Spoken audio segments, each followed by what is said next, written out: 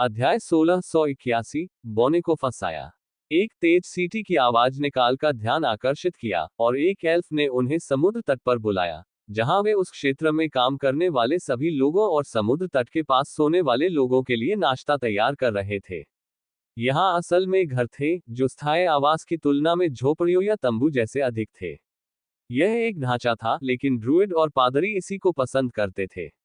वे इस क्षेत्र की उमस भरी गर्मी में भी अधिक सहज महसूस करते थे।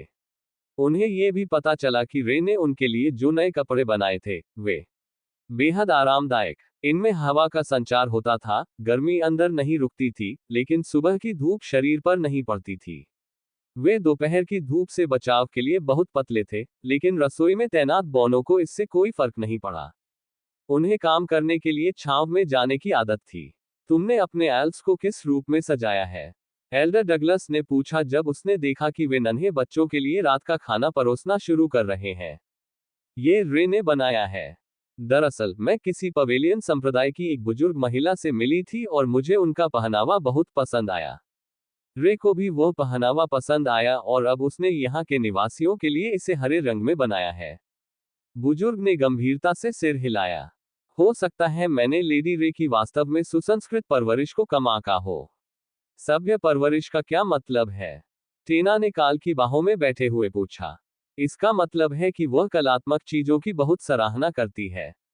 नन्ही ड्रैगन ने सिर हिलाकर उस जानकारी को याद रख लिया। फिर वह कूदकर नीचे उतरी और रसोइयों द्वारा परोसी जा रही मांस की थालियों की ओर दौड़ पड़ी। उन्होंने कुछ मांस भून कर रखा था और कुछ कच्चा, ताकि टीना अपनी पसंद का मांस चुन सके। नन्हे मुन्ने ड्रैगनों को मांस के विशाल ढेर पर टूटते देखना, जिनमें से कुछ बेहद भूखे थे और कुछ नाजुक, काल के लिए एक अप्रत्याशित मनोरंजन था। लेकिन जैसे जैसे वे बड़े होते गए, वैसे वैसे उनका अपना व्यक्तित्व विकसित होता गया। शुरू में ये हमेशा या तो भूखा रहता था या नींद में रहता था। अब उनमें शौक विकसित होने लगे थे, और शौक के साथ साथ उन्हें तरह तरह की नई चीजें करने का मौका भी मिलने लगा था। उदाहरण के लिए, छोटे बच्चे बाद में जलीय जीवों और दलदली जीवों के बीच तैराकी प्रतियोगिता की योजना बना रहे थे। एक दूसरे से मिलने और यह महसूस करने के बाद कि वे काफी हद तक एक जैसे हैं, लेकिन उनकी पसंद अलग अलग है, उनके बीच एक नई प्रतिद्वंद्विता पनप रही थी।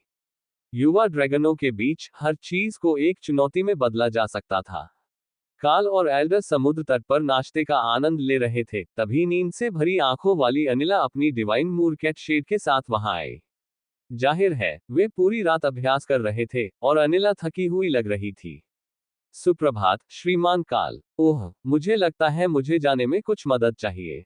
मेरी माँ बहुत नाराज है कि मैं कल रात वापस नहीं आया और उन्हें कोई उचित संदेश भी नहीं भेजा, सिवाय एक सिस्टम संदेश के जिसमें मैंने बताया था कि मैं प्रशिक्षण ले रहा हूँ। काल हंसा। खैर, अगर तुम्हारी पिटाई होनी ही है तो बेहतर यही होगा कि पेट भरा हो। पहले नाश्ता कर लो, फिर मैं तुम्हें तुम्हारी माँ के पास ले जाऊंगा और तुम्हारी जगह काम संभाल लूंगा। चिंता मत करो, मैं इसमें माहिर हूँ। उस युवा आधे एल्फ ने मुस्कुराते हुए कहा, धन्यवाद श्रीमान काल। ये जगह तो वाकई बढ़िया है। उस बुफे को देखो। कच्चे मांस की पूरी वैरायटी देखकर शेर चौंक गया। वह कबीले की रसोई में मिलने वाले बुफे की तुलना इससे कैसे कर सकता था? ये कबीले की रसोई में परोसे जाने वाले भोजन से भले ही निम्न स्तर का हो, लेकिन यहाँ कच्चे मांस की इतनी सारी किस्में थी। कबीले की रसोई में कभी अच्छा ताजा मांस नहीं होता था। वे सब कुछ पकाते थे। क्या आज के लिए आपकी कोई योजना है? एल्डर डगलस ने अपना भोजन समाप्त करते हुए पूछा। अनिला को बचाने के अलावा और कुछ नहीं। मैं प्रशिक्षण मैदान को बेहतर बनाने के बारे में सोच रहा था। हमारे पास बहुत सारे युवा ड्रैगन हैं जो कुछ करने के लिए बेताब हैं, और वे जल्द ही सबक शुरू करने वाले हैं। इसलिए उन्हें सुरक्षित माहौल में प्रशिक्षण लेने के लिए कोई जगह उपलब्ध कराने से सभी का जीवन आसान हो जाएगा। एक नींद में डूबा हुआ ड्रैगन शांत ड्रैगन होता है। अब उनमें शौक विकसित होने लगे थे, और शौक के साथ साथ उन्हें तरह तरह की नई चीजें करने का मौका भी मिलने लगा था। उदाहरण के लिए, छोटे बच्चे बाद में जलीय जीवों और दलदली जीवों के बीच तैराकी प्रतियोगिता की योजना बना रहे थे। एक दूसरे से मिलने और यह महसूस करने के बाद कि वे काफी हद तक एक जैसे हैं, लेकिन उनकी पसंद अलग अलग है, उनके बीच एक नई प्रतिद्वंद्विता पनप रही थी। युवा ड्रैगनों के बीच हर चीज को एक चुनौती में बदला जा सकता था। कार्ल और एल्डर समुद्र तट पर नाश्ते का आनंद ले रहे थे, तभी नींद से भरी आंखों वाली अनिला अपनी डिवाइन मूरकैट शेड के साथ वहां आई। जाहिर है, वे पूरी रात अभ्यास कर रहे थे और अनिला थकी हुई लग रही थी। सुप्रभात, श्रीमान काल। ओह, मुझे लगता है मुझे जाने में कुछ मदद चाहिए। मेरी माँ बहुत नाराज है कि मैं कल रात वापस नहीं आया और उन्हें कोई उचित संदेश भी नहीं भेजा, सिवाय एक सिस्टम संदेश के जिसमें मैंने बताया था कि मैं प्रशिक्षण ले रहा हूँ। काल हंसा। खैर, अगर तुम्हारी पिटाई होनी ही है तो बेहतर यही होगा कि पेट भरा हो। पहले नाश्ता कर लो, फिर मैं तुम्हें तुम्हारी माँ के पास ले जाऊंगा और तुम्हारी जगह काम संभाल लूंगा। चिंता मत करो, मैं इसमें माहिर हूँ। उस युवा आधे एल्फ ने मुस्कुराते हुए कहा, धन्यवाद श्रीमान काल। ये जगह तो वाकई बढ़िया है। उस बुफे को देखो। कच्चे मांस की पूरी वैरायटी देखकर शेर चौंक गया। वह कबीले की रसोई में मिलने वाले बुफे की तुलना इससे कैसे कर सकता था। ये कबीले की रसोई में परोसे जाने वाले भोजन से भले ही निम्न स्तर का हो, लेकिन यहाँ कच्चे मांस की इतनी सारी किस्में थी। कबीले की रसोई में कभी अच्छा ताज़ा मांस नहीं होता था। वे सब कुछ पकाते थे। क्या आज के लिए आपकी कोई योजना है? एल्डर डगलस ने अपना भोजन समाप्त करते हुए पूछा। अनिला को बचाने के अलावा और कुछ नहीं। मैं प्रशिक्षण मैदान को बेहतर बनाने के बारे में सोच रहा था। हमारे पास बहुत सारे युवा ड्रैगन हैं जो कुछ करने के लिए बेताब हैं, और वे जल्द ही सबक शुरू करने वाले हैं। इसलिए उन्हें सुरक्षित माहौल में प्रशिक्षण प्राप्त करने के लिए कोई जगह उपलब्ध कराना सभी के जीवन को बेहतर बना देगा। आसान। एक नींद में डूबा हुआ ड्रैगन शांत ड्रैगन होता है। डगलस हंस पड़ा। क्लान भी छात्रों के लिए यही करता है। इसीलिए प्राथमिक विद्यालय में हर दिन की शुरुआत और अंत जिम क्लास से होता है। एक क्लास शिक्षकों के लिए होती है, दूसरी अभिभावकों के लिए। काल ने इस बारे में सोचा ही नहीं था। लियो हर दिन स्कूल जाता था और काल जानता था कि उसकी आखिरी क्लास युद्ध प्रशिक्षण की थी। लेकिन उसे यह एहसास नहीं था कि वहां सुबह के 1 बज रहे थे। सुबह की फिटनेस, जॉगिंग, चढ़ाई, स्ट्रेंथ ट्रेनिंग, फिर स्नान। कारा ने मन ही मन उसे सूचित कर दिया। ये बात समझ में आती है। सुबह की ऊर्जा को कम करना जरूरी है। दरअसल मैं कुछ नए प्रशिक्षण क्षेत्र बना सकता हूँ। जिस अकादमी में मैं गया था और डार्कलाइट होस्ट गिल्ड हाउस, दोनों को नए की आवश्यकता है। वे एक नश्वर दुनिया में हैं, इसलिए एक अमर रैंक प्रशिक्षण क्षेत्र को किसी भी ऐसी चीज का सामना करने के लिए विशेष रूप से मजबूत होने की आवश्यकता नहीं है जो उनमें से सबसे शक्तिशाली भी फेंक सकता है। इस पर मैंने अमरता प्राप्त करने से ठीक पहले उन्हें एक दिया था, लेकिन इससे अन्य मिथकों को ज्यादा मदद नहीं मिलती। अगर वे अखाड़े में हैं तो उसे स्थिर करने के लिए बहुत अधिक माना की आवश्यकता होती है। इसमें लड़ना, अखाड़ा, उसे इसके लिए भी कुछ उन्नत अवरोध बनाने चाहिए। उन्हें सीमित करने के बजाय स्थानीय लोगों में से सबसे मजबूत को लड़ने दें। इससे बेहतर होगा। इसमें बहुत काम लगेगा और एक माना रूपांतरण सरणी की आवश्यकता होगी, क्योंकि वहां बहुत कम या न के बराबर विकल्प थे। उस दुनिया में अमर ऊर्जा हमलों के दौरान जो जानकारी लीक हुई थी, उसके अलावा अगर उसमें मिथक आपस में लड़ रहे होते तो सरणी को सहारा देने के लिए पर्याप्त नहीं होता। यहां तक कि रैंक के अंतर से होने वाली 90% की कमी परिवेशीय अमर ऊर्जा की इतनी कम मात्रा के साथ पर्याप्त नहीं होगी। लेकिन वह इसे नश्वर माना से परिवर्तित कर सकता था और अवरोध उत्पन्न हो जाते। आत्मनिर्भर वेयरहाउस के वरिष्ठ अधिकारी के रूप में डगलस को उत्पादन प्रक्रिया को देखने में काफी दिलचस्पी थी। सबसे शक्तिशाली मनुष्यों के लिए एक प्रशिक्षण क्षेत्र, बच्चों के लिए यह अद्भुत होगा। कबीले में भी, और अगर यह वाकई उतना ही अच्छा था जितना काल ने बताया था, तो वह स्कूल के लिए भी एक खरीद लेगा। हाँ, ये वयस्कों के लिए शायद अच्छा न हो, लेकिन बच्चों के लिए इसकी मात्रा बहुत अधिक नहीं थी। उस स्तर पर, या फिर शायद वह भूलभुलैया और दिमागी पहेलियों वाला कोई गेम बना सकता है। योजक चिन्ह, वह अपने भ्रमकारी क्षेत्र का उपयोग करके ऐसा कर सकता था, और बच्चों के दिमाग को व्यस्त रखना उतना ही महत्वपूर्ण था जितना कि शक्ति बढ़ाना। बहुत से अमर प्राणी अपनी शक्ति बढ़ाने पर ही पूरी तरह ध्यान केंद्रित करते हैं और अंततः अलग थलग पड़ जाते हैं। उनका ज्ञान अत्यंत सीमित स्तर का रह जाता है। ठीक है, चलिए अनिला की माँ से मिलने चलते हैं, और मैं तुरंत वापस आ जाता हूँ। क्या आपको काम पर वापस जाना है, एल्डर? या आप यहाँ कुछ देर रुकना चाहेंगे? मेरे किसी भी जानवर या दाना मैच से आप जब चाहें वापस आ सकते हैं। कार्ल ने कहा, मैं कुछ समय तक यहीं रहूंगा। मैंने मिन की शिफ्टों को कवर करने के लिए रोस्टर को पहले ही अपडेट कर दिया है, और मैं हर दिन नहीं जाता जब तक कि कोई विशेष सामान न आ रहा हो। ज्यादातर समय मैं अपनी प्रगति पर काम कर रहा हूँ, क्योंकि मैं पीक इमॉर्टल तक पहुंचने की कोशिश कर रहा हूँ।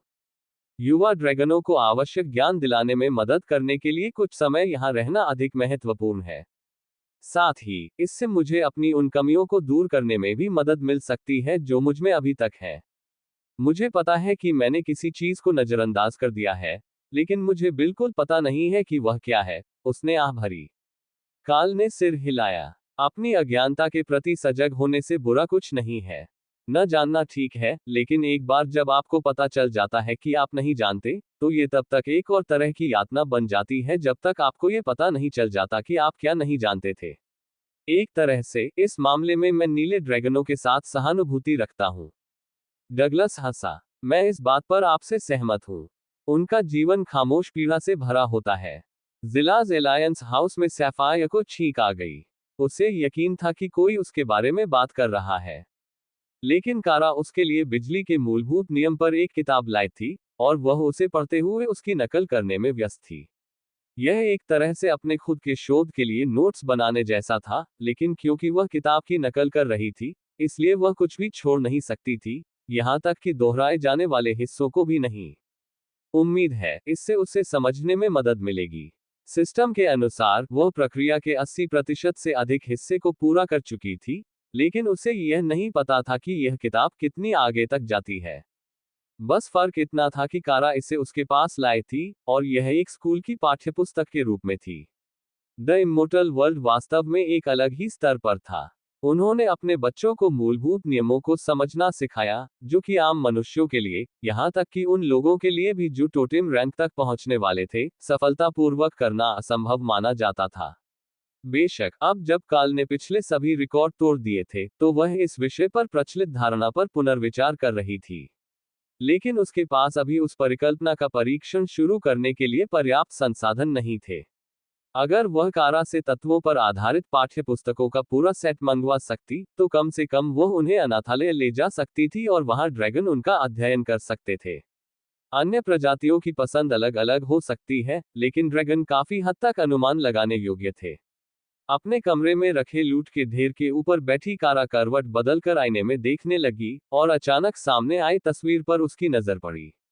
हाँ, यह एक मजेदार भविष्य लग रहा था। वह नीले ड्रैगन को पाठ्यपुस्तकों का एक सेट देगी।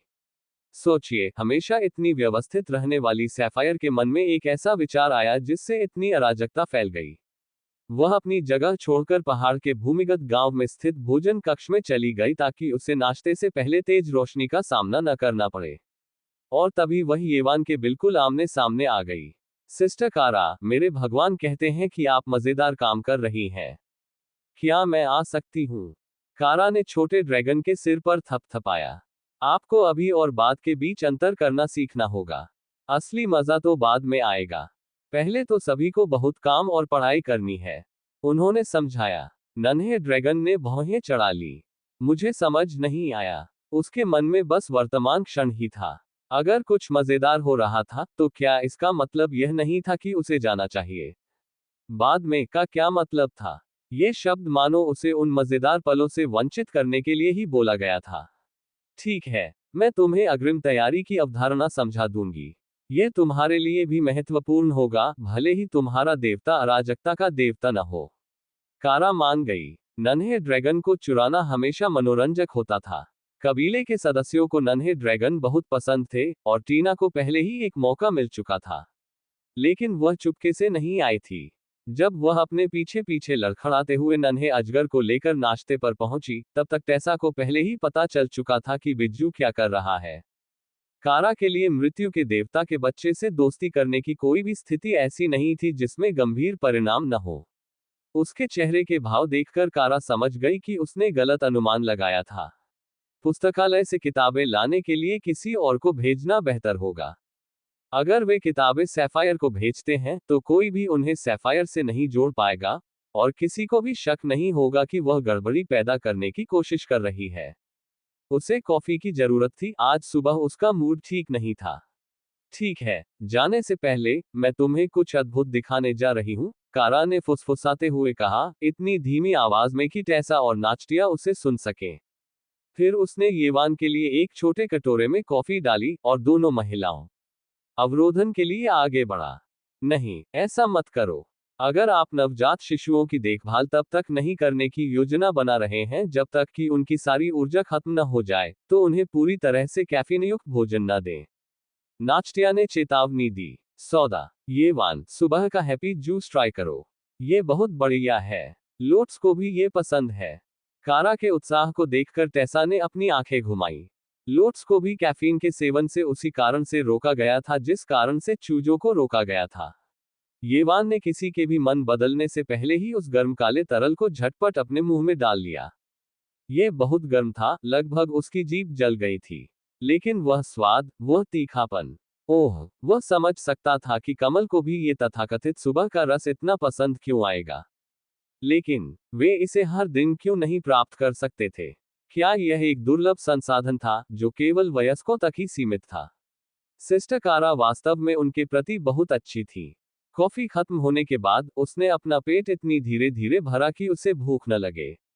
उसने खुद को पेट दर्द का बहाना बनाया और फिर कारा के खाने का इंतजार किया। ठीक है, चलो चलते हैं। आज हम किसी बहुत खास जगह जा रहे हैं, कारा ने कहा। उसने अपने उस दिन के साथी को सूचित कर दिया। वह कहाँ है? हम किताबों की दुकान जा रहे हैं। येवान को समझ नहीं आ रहा था कि इसमें मजा क्यों आ रहा है, लेकिन वह इसके लिए तैयार था। उसे अभी तक ये नहीं पता था कि कारा बंदरगाह के पास व्यापार बाजार में स्थित किताबों की दुकान पर जाने का इरादा रखती थी, जो समुद्री व्यापार के प्रमुख एल्डर मेलकम की देखरेख में थी। उनके पास पाठ्यपुस्तकों के पूरे सेट होने चाहिए, क्योंकि कबीले ने उन्हें निर्यात किया था। उसे गिल्ड के लिए केवल एक सेट की आवश्यकता थी, और फिर वे सड़क किनारे के बाजार में जा सकते थे। और वापस आने पर वह किताबें थोर को दे देगी ताकि वह उन्हें सैफायर को दे सके। किसी को भी थोर पर कभी शक नहीं हुआ। कारा के लिए दुर्भाग्य की बात यह थी कि काल उसके विचारों पर ध्यान दे रहा था, और जैसे ही वह टाइनी वर्ल्ड से बाहर निकलकर अपार्टमेंट में आई, उसने उसे अनिला के साथ वहां खड़ा पाया, जो उसके आने का इंतजार कर रहे थे। कहीं जा रहे हो? मेरे साथ क्यों नहीं चलते? मैं तुम्हें तुम्हारी जरूरत की चीजें दिलाने में मदद करूंगा, और हम इस जिज्ञासु नन्हे ड्रैगन को ये भी सिखा सकते हैं कि एक क्रोधित मां से ठीक से माफी कैसे मांगी जाती है। येवान ने भौहें चढ़ाते हुए कहा, ये खतरनाक लगता है, लेकिन मुझे तत्काल हिंसा का कोई आभास नहीं है। इसीलिए आपको सीखना होगा। मेरा विश्वास करो, अगर आप गलत तरीके से काम करते हैं तो हिंसा हो सकती है। येवान को ये बात उम्मीद जगाने वाली लगी। अगर उसके ईश्वर को विश्वास था कि काल इस स्थिति से बिना मरे निकलने का रास्ता जानता है, तो उसे यह जानना जरूरी था। ये सब व्यवस्था बनाए रखने, जीवन और मृत्यु के बीच संतुलन बनाए रखने के बारे में था। लेकिन कौन जानता था कि माँ इतनी डरावनी हो सकती है। उन्हें इनके साथ ज्यादा अनुभव नहीं था, लेकिन घोंसले में सबसे ऊंचे दर्जे की काली ड्रैगन नाचटिया भी इन्हें मारने का इरादा नहीं रखती थी। या शायद खतरा तब था जब आप बिना चेतावनी दिए किसी बच्चे को चुरा लेते। क्या उस महिला को यही लगा था कि उन्होंने एल्फ के बच्चे के साथ ऐसा ही किया था? अगर ऐसा था तो वह पूरी तरह समझ सकता था कि क्रोधित मादा ड्रैगन द्वारा उन पर हमला किए जाने का वास्तविक खतरा क्यों था। या क्या वह ड्रैगन थी? शायद एक एल्फ है ना? अनिला एक एल्फ थी, या फिर वे शेड की मां से माफी मांग रहे थे। ऐसी बहुत सी चीजें थी जिनके बारे में उसे अभी तक जानकारी नहीं थी, और उन सभी को मापना और व्यवस्थित करना आवश्यक था ताकि वह जोखिम का सही आकलन कर सके। कोई भी व्यक्ति अपने कार्यों के खतरे के स्तर को जाने बिना कैसे कार्य कर सकता है? हाँ, उसे घोंसले से भागना पसंद था, लेकिन यह निश्चित रूप से कम जोखिम वाली गतिविधि थी। इसके अलावा, वह आमतौर पर वहीं जाता था जहां काल होता था, और काल उसके लिए एक सुरक्षित जगह थी। और इसी तरह कारा, काल और एल्फ के साथ येवान को दुनिया के कामकाज के बारे में थोड़ा और बताने के लिए जाने को तैयार हो गई। वैसे उन्हें ज्यादा दूर नहीं जाना था। बुजुर्ग श्याओ बाई अपने चेहरे पर गुस्से का भाव लिए दरवाजे पर इंतजार कर रही थी, क्योंकि उन्होंने अपनी बेटी का पीछा करते हुए उस अपार्टमेंट तक पहुंच गई थी, जिसमें अतिरिक्त अवरोधों के कारण वह प्रवेश नहीं कर सकी थी, और जहां कोई दरवाजा नहीं खोल रहा था। माफ कीजिए, एल्डर ट्रेनिंग एरिया से हमें सामने के दरवाजे की आवाज सुनाई नहीं दे रही है। क्या आप नाश्ता करना चाहेंगे? आपके दिन में से समय निकालने के लिए मैं क्षमा चाहता हूँ। काल ने कहना शुरू किया। ये शब्द येवान को तो अच्छे लगे, लेकिन एल्डर नाम का व्यक्ति बिल्कुल भी खुश नहीं दिख रहा था। माताओं से निपटना एक बेहद मुश्किल चुनौती थी। मुझे आपके पीछे मौजूद भ्रम में बिना किसी समस्या के ध्वनि पहुंचाने में सक्षम होना चाहिए, बुजुर्ग ने कहा। और मैं ये बताना चाहूंगा कि हालांकि ट्रैकिंग स्पेल निश्चित रूप से कहता है कि यहाँ 3 एल्डर मौजूद हैं, लेकिन मुझे कमरे में उनमें से किसी की भी उपस्थिति महसूस नहीं हो रही है। वे प्रशिक्षण क्षेत्र को तैयार करने में मेरी मदद कर रहे हैं, काल ने बताया। तुम्हें ये तो समझ आता है ना कि तुम इंसानों को पालतू जानवर नहीं बना सकते, बुजुर्ग ने व्यंग्यपूर्वक पूछा। मृत्यु के देवता ने केवल इतना कहा कि वह एक शिशु ड्रैगन नहीं रख सकता। येवान ने समस्या को न समझते हुए मदद करने का भाव दिखाते हुए कहा। जैसे ही बुजुर्ग महिला काले अजगर के स्तर तक पहुंचने के लिए नीचे झुकी, उसके चेहरे से गुस्से का भाव गायब हो गया। और काल के पास एक छोटा ड्रैगन क्यों नहीं हो सकता? उसने कोमल और जिज्ञासु स्वर में पूछा, स्पष्ट रूप से बच्चों की बेतुकी टिप्पणियों से निपटने की आदी थी। पता नहीं, वह कुछ हद तक मिलनसार और दोस्ताना है, लेकिन ब्लैक ड्रैगन का कहना है कि वह निश्चित रूप से एक बेबी ड्रैगन को जन्म नहीं दे सकता। क्या आप अपने संरक्षक से बात करते हैं? अब तक सिर्फ एक बार। उन्होंने मुझ पर चिल्लाया और कहा कि काल को बेबी ड्रैगन रखने की इजाजत नहीं है। मैं तो बस ये देखना चाहता था कि सिस्टकारा के लूटे हुए सामान का ढेर कैसा दिखता है। इससे जितने सवालों के जवाब मिले, उतने ही सवाल भी खड़े हो गए। सौभाग्य से एल्डर शियाओबाई को पहले से ही इस बात का अच्छा अंदाजा था कि यह वर्ग कैसे काम करता है, इसलिए वह समझ गई कि ढेर संभवतः बंधुआ जानवरों के लिए एक अलग स्थान पर रखा गया वास्तविक लूट का सामान था। स्वाभाविक रूप से बेजा को अपने द्वारा प्राप्त सभी खजानों को कहीं न कहीं रखना ही होगा। खैर, मुझे लगता है कि काल के पास पहले से ही बहुत सारे पालतू जानवर हैं, तो शायद वह पूरी तरह से भरा हुआ है और उसके पास ड्रैगन के लिए कोई जगह नहीं है। तुम्हें खुद ही बड़ा और मजबूत बनना होगा, बुजुर्ग ने उसे आश्वासन दिया। येवान हंसी। काल के आसपास हर कोई बड़ा और ताकतवर हो जाता है, यहाँ तक कि कीमियागर को भी आना अच्छा लगता है। मुझे लगता है कि गोदाम के मुखिया को तो बस एल्फ पसंद है। एल्डर शियाओबाई ने अचानक जोर से हंस दिया। माफ कीजिए, मुझे नहीं लगता कि मैंने इसे सही समझा। डगलस एल्डर ने कल रात उन सभी कल्पित बौनों से दोस्ती कर ली जो अमर होने वाले हैं, कुछ जुनूनी राक्षसों से भी, लेकिन उन्हें कल्पित बौने निश्चित रूप से अधिक पसंद हैं। काल अजगर के गंभीर स्पष्टीकरण पर हंसने से बचने की पूरी कोशिश कर रहा था, क्योंकि अनिला भी सहमति में सिर हिला रही थी। बड़े ने छोटे ड्रैगन के सिर पर थपथपाया। मैं तुम्हारी भावना समझता हूँ, मुझे भी एल्फ पसंद है। अनिला के पिता एक एल्फ हैं, तुम्हें पता है ना? अब तुम यहाँ क्यों आए हो? आज सुबह सिस्टर कारा ने कहा कि वो मुझे कुछ मजेदार चीजें करने के लिए बाहर ले जाएगी, और फिर हम कल से मिले, जो अनिला को वापस ला रहा था। लेकिन उसने ये नहीं बताया कि अनिला की माँ या शेर की माँ में से कौन डरावनी थी। जरूर शेर की माँ ही डरावनी होगी। जियाओबाई ने काल को सच में वाली नजर से देखा और फिर अपनी बेटी की तरफ मुड़ी। ओह, उसका मतलब मुझसे था। लेकिन मैं तभी डरावनी लगती हूँ जब कोई मुसीबत में होता है। और मेरी बेटी फिर से बिना बताए स्कूल से बंक करने और मुझे ये बताए बिना कि वो ट्रेनिंग के लिए अलग कमरे में जा रही है, मुसीबत में है। हमने इसके लिए एक नियम बनाया है, क्योंकि शेर के लिए भी एक अलग जगह है। छोटा ड्रैगन चुपचाप बैठा रहा, मन ही मन उत्तर की गणना कर रहा था। उसके चेहरे पर उलझन भरी अभिव्यक्ति थी, जिसने बड़े को उस पर गुस्सा बनाए रखना असंभव बना दिया। कोई भी, वह ये जानने के लिए बहुत उत्सुक था कि सब कुछ कैसे काम करता है। शायद हमें दरवाजे के पास एक ब्लैकबोर्ड लगा देना चाहिए। भूमिगत स्कूल के कमरे में एक ब्लैकबोर्ड है, और रेड ड्रैगन्स उसका इस्तेमाल तरह तरह की चेकलिस्ट के लिए करते हैं।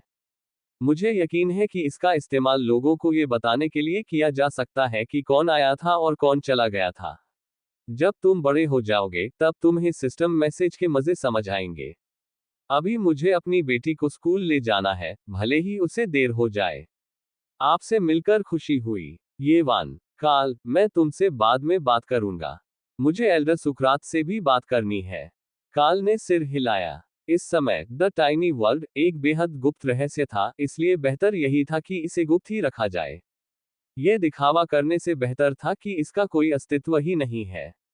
बड़े व्यक्ति ने अनिला को अपने साथ ले लिया और येवान ने कारा की ओर रुख किया। अब मुझे समझ आ गया। माँ केवल अकेले में ही डरावनी लगती है। जब दूसरे लोग आसपास होते हैं तो वे अच्छी होती हैं, और जब आप अकेले में ही कोई शरारत करते हैं तो वे आपको आपके दोस्तों के सामने शर्मिंदा नहीं करती। कारा ने कंधे उचकाते हुए कहा, तुम पूरी तरह गलत नहीं हो। अब हमारे लिए घूमने फिरने का समय है, जबकि काल अपने दिन के महत्वपूर्ण कामों पर वापस लौटता है, जैसे कि बड़ों को खुश रखना और एल्फ्स को पूरी तरह से कपड़े पहनाना। येवान हंस पड़ी। लेकिन ये काम का समय है। अगर आपको वैसे भी कीचड़ में सनना है तो कपड़े क्यों पहनेंगे? बेजा हंसा। उन्होंने तुम्हें अच्छी तरह से सिखाया है, नन्हे ड्रैगन। काल ने येवान को गोद में उठा लिया। इस साहसिक यात्रा में तुम मुझे पीछे नहीं छोड़ोगी, नन्ही बच्ची।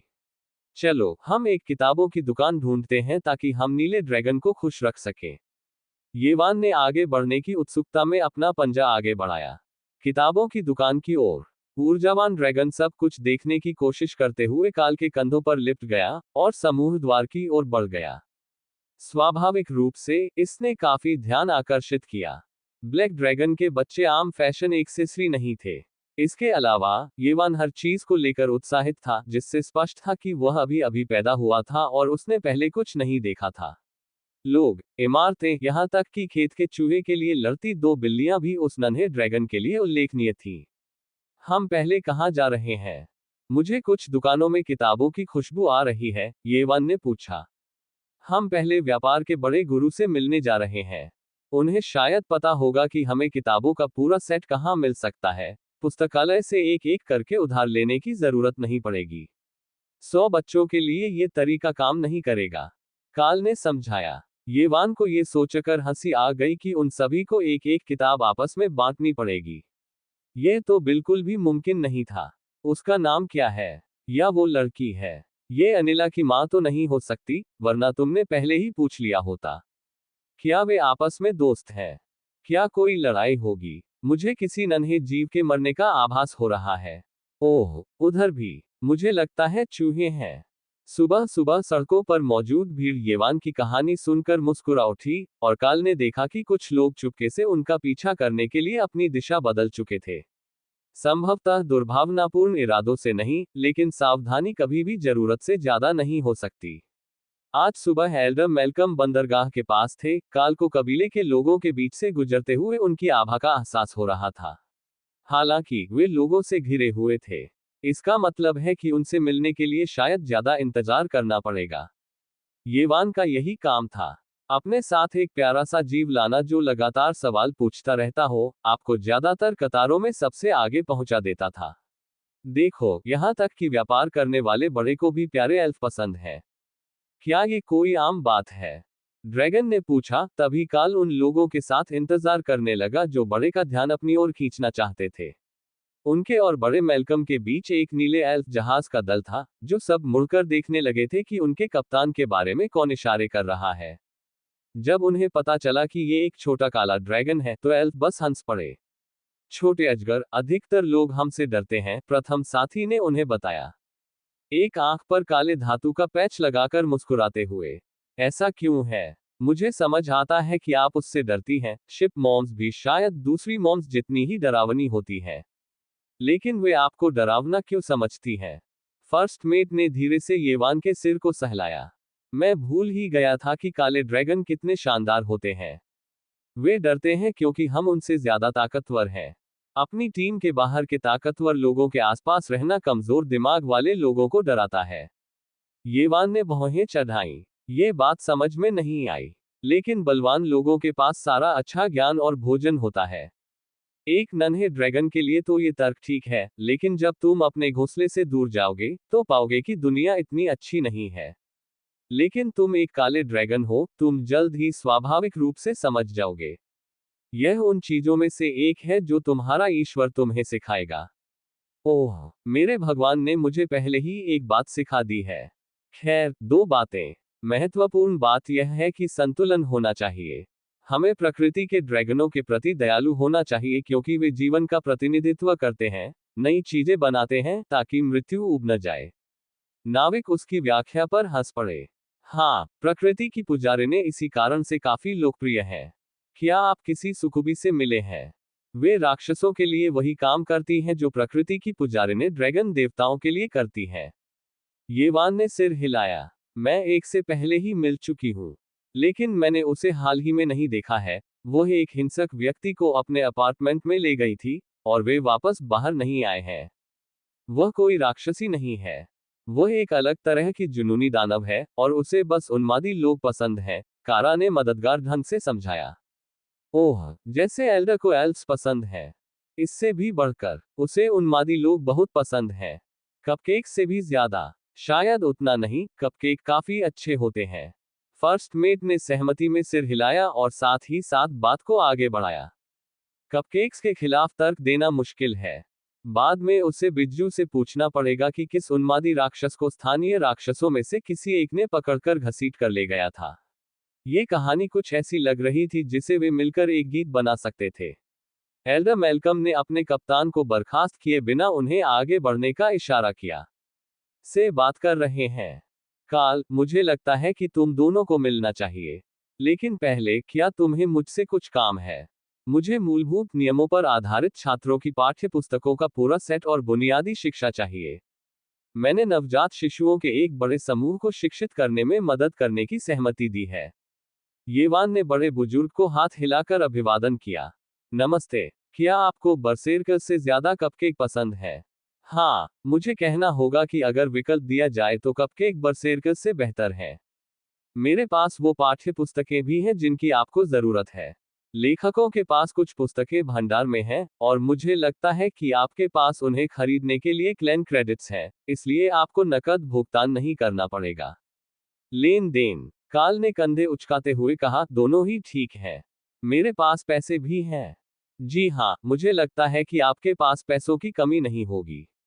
मैं इन्हें भिजवा दूंगा। आज दोपहर आपके घर आ रहा हूँ। अब कप्तान आपसे एक अनुरोध करना चाहता है। अगर मुझे बेहतर लगे तो मैं आपके लिए बात करने के लिए ध्वनिरोधक जगह का इंतजाम कर सकता हूँ। काल ने कंधे उचकाते हुए कहा, उसका जहाज वहीं होना चाहिए। वहां कोई भी हमारी बातें सुनने की हिम्मत नहीं करेगा। येवान खिलखिलाकर हंसा। उसे किसी के छुपकर बातें सुनने में बहुत संभावनाएं नजर आईं। या फिर उनके भगवान ने ऐसा किया। तो फिर डिलीवरी के लिए मैं आपको पहले से ही धन्यवाद देता हूं, और हम चलते हैं। काल ने एल्डर मैल्कम को बताया, जिन्होंने उन्हें विदा किया, क्योंकि वे जानते थे कि दिन भर का बहुत सारा काम अभी बाकी है। उन्हें इस बात का काफी अच्छा अंदाजा था कि कप्तान क्या चाहते हैं, क्योंकि उन्होंने एक अन्य जहाज पर कप्तान के क्वार्टर को अपग्रेड किया था जो एक एल्फ कप्तान का था। इसीलिए उसने सीधे उसके जहाज पर वापस जाने का सुझाव दिया, क्योंकि अपग्रेड करने के लिए उन्हें वैसे भी वहीं होना था। इसलिए यह बेहतर और अधिक गोपनीय होगा यदि सुनने वाले सभी लोग ये सोचे कि वे केवल सौदा करने के लिए वहां जा रहे हैं। तब संभवतः कोई उससे लूट का माल लेकर वापस आने की उम्मीद कर रहा होगा, लेकिन उसे ऐसा करने की आवश्यकता नहीं होगी। कप्तान उन्हें सीधे जहाज की ओर ले गया, बाजार के बीच से गुजरने वाली मुख्य सड़क का अनुसरण करते हुए। लेकिन बाजार के आधे रास्ते से भी कम दूरी पर दर्जनों अमर लोगों ने उन्हें घेर लिया, सभी ने तलवारें निकाल रखी थी। ओह, मुझे पता था कि आज का दिन अच्छा होने वाला है। येवान ने खुशी से कहा, जिससे कारा हंस पड़ी और कप्तान ने उत्साहित ड्रैगन को देखकर मुस्कुरा दिया। उसे वह छोटा लड़का बहुत पसंद था। काल ने हैंडक्लॉ को सुसज्जित किया और कारा को ब्लेड ऑफ चैंपियंस सौंप दिया, जबकि समूह उनके चारों ओर घेरा बनाकर खड़ा था। तो क्या हम किसी बड़े नाटकीय संवाद वाले दृश्य पर जा रहे हैं, या सीधे उस हिस्से पर जा रहे हैं जो काले ड्रैगन को खुश करेगा? कप्तान ने लापरवाही से पूछा, उसका हाथ उसकी कमर पर रखी तलवार पर था।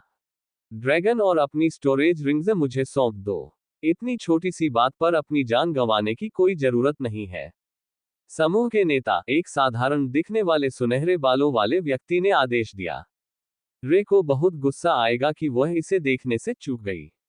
कारा ने मजाक में कहा, कुछ मुट्ठी भर मूर्खों की तुलना में मुझे लगता है कि सजावट के लिए उसके प्रयास कहीं अधिक रोचक हैं। काल ने सहमति जताई। धिक्कार है। मैंने कहा था कि अजगर और भंडारण उपकरण पलट दो। क्या तुम्हें लगता है कि यह कोई मजाक है? आदमी चिल्लाया। एल्फ ने मुड़कर काल की ओर देखा, जो येवान के सिर पर हाथ फेर रहा था। हाँ। समूह तेजी से आगे बढ़ा, और फिर जैसे ही कप्तान ने शैडो फील्ड क्षमता को सक्रिय किया, वह क्षेत्र एक अभेद्य धुंध में गायब हो गया। फिर चीख पुकार शुरू हो गई। काल ने दो शपथ भ्रष्टों के साथ साथ मृतकों की सेना के प्रेतवादित शूरवीरों और अमर सेवकों के रूप में लिच लॉर्ड्स के एक समूह को बुलाया।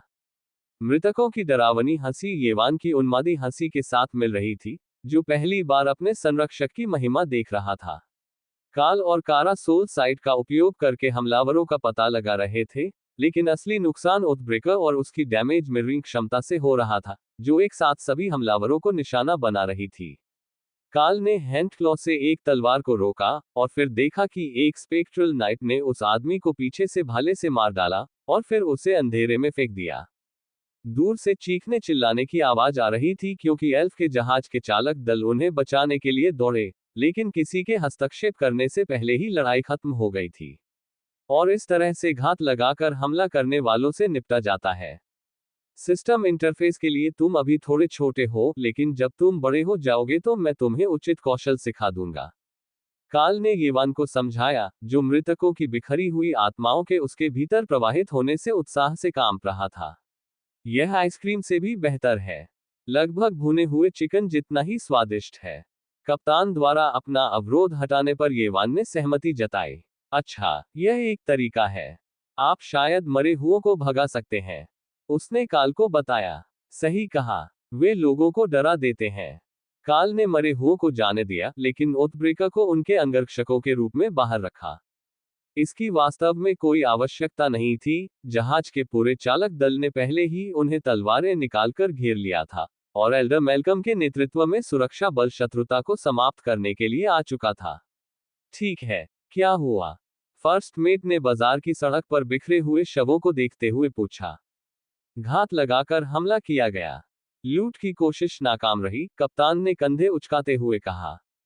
तुम या वो, ऐसा लगता है कि उन्हें दोनों ही चीजें चाहिए थी। उन्हें मेरे स्टोरेज डिवाइस और ड्रैगन दोनों चाहिए थे। यह सुनकर नवगठित सुरक्षा दल के नेता ने आह भरी।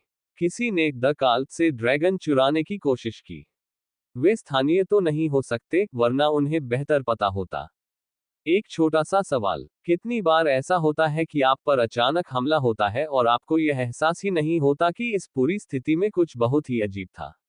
20 अमर, सभी आप दोनों का इंतजार कर रहे थे, और किसी ने भी पहले से कुछ भी अजीब नहीं देखा। कोई नहीं। साथ ही, जिस तरह से उन सभी की इतनी जल्दी मौत हो गई, उससे साफ है कि यहाँ कुछ गड़बड़ है, सुरक्षा दल के नेता ने कहा।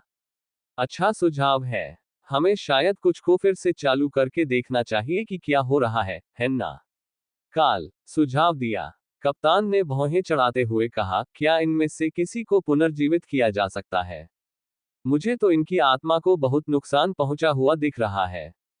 तुमने इन पर किस चीज से हमला किया था? क्या आप जानते हैं कि हैंडक्लॉ क्या होता है? आहा, इससे बात समझ में आ गई।